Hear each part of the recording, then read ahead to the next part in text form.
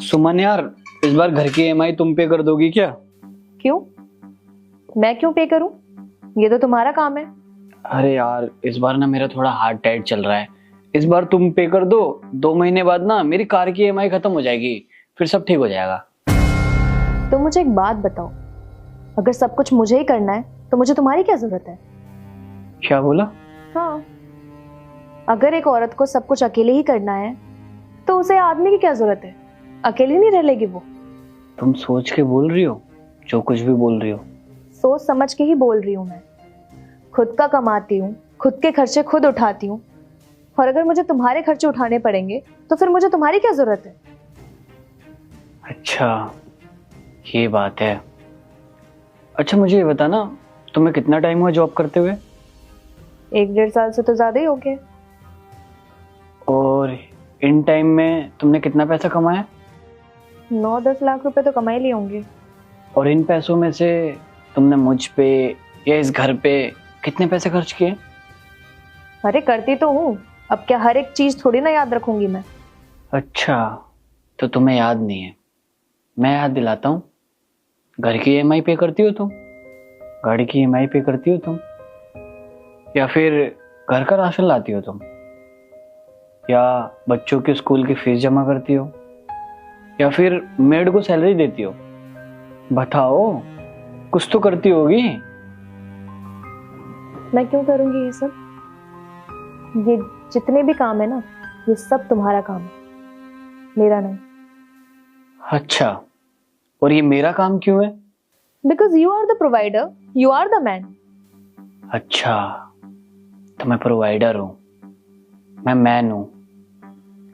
मैं तुम्हें जवाब ना तुम्हारी लैंग्वेज में देता हूं। जब तुम घर में एक पैसा नहीं खर्च कर सकती, ना तुम कपड़े धो सकती हो, ना बर्तन धो सकती हो, अरे ये सब तो छोड़ो, तुम मुझे एक गिलास पानी तक नहीं देती हो, तो फिर मुझे तुम्हारी क्या जरूरत है?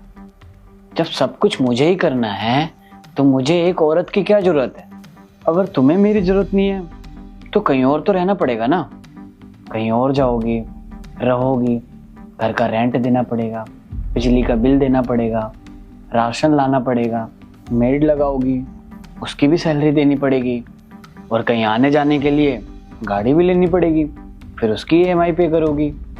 और हाँ, तुम्हें तो खाना बनाना भी नहीं आता, तो फिर तो तुम्हें कुक भी रखना पड़ेगा, क्योंकि या तो तुम ऑफिस का काम करोगी या घर पे खाना बनाओगी, है ना?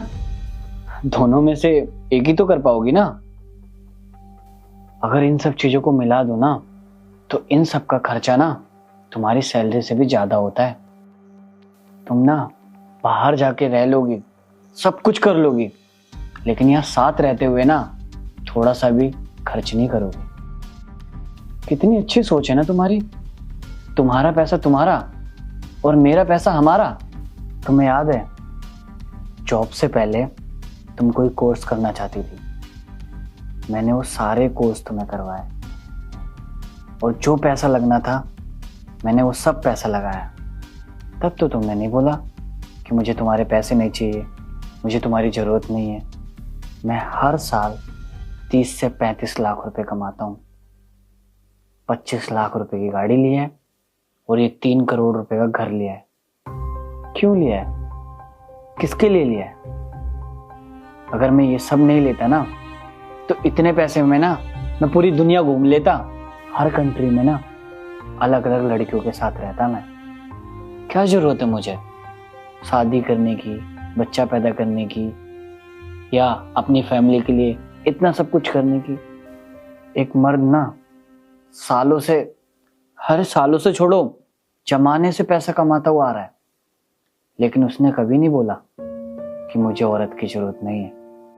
मर्द ने खाना बनाना सीख लिया, झाड़ू पोछा बर्तन सब करना सीख लिया, लेकिन उसने कभी नहीं बोला कि मुझे औरत की जरूरत नहीं है। तुम्हें पता है, औरतों ने ना इसी जनरेशन से पैसा कमाना चालू करा है, और उन औरतों में से तुम जैसे कुछ औरतें थोड़ा सा भी पैसा आने के बाद ये कहती हैं, हमें तो पति की जरूरत ही नहीं है।